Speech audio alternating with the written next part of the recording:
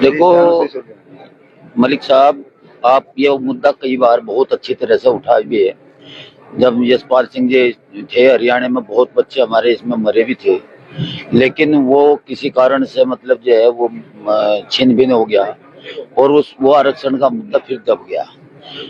चौधरी अजीत सिंह जी ने एक बहुत अच्छा प्रयास किया था, सब अपनी राज्य सब पूर्ण त्याग दांव पर लगा के उन्होंने हमारे समाज को आरक्षण दिलवाने का बहुत बड़ा काम किया था। लेकिन कुछ लिपि कुछ त्रुटियों के कारण, कुछ ऐसा विधि विधि त्रुटियों के कारण वो आरक्षण फिर निरस्त करना पड़ा।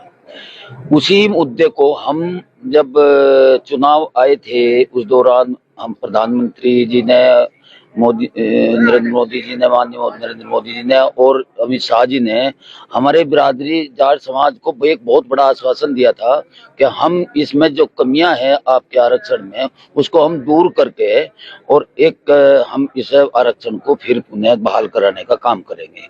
लेकिन 10 साल भाजपा सरकार को हो गए, लेकिन उसमें इनके द्वारा कोई भी कदम इस ओर नहीं उठाया गया।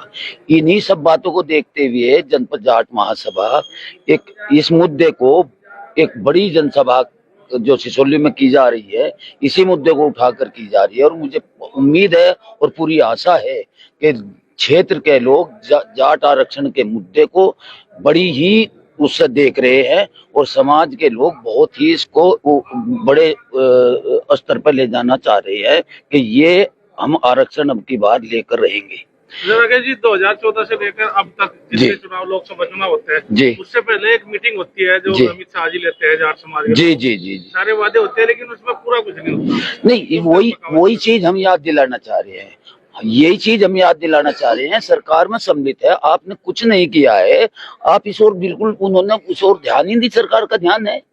तो इसको हम बड़े स्तर पे इसको इसीलिए हम बड़ी मीटिंग सिसोली में करने जा रहे हैं। हम जाट समाज के अपने बच्चों को, अपने गांव के समाज को जागृत करके एक बहुत बड़ी जनसभा करने जा रहे हैं और मुझे बहुत उम्मीद है कि ये हमारा आयोजन बिल्कुल सफल होगा और जाट आरक्षण पर सरकार को सोचने के लिए विवश कर दिया जाएगा।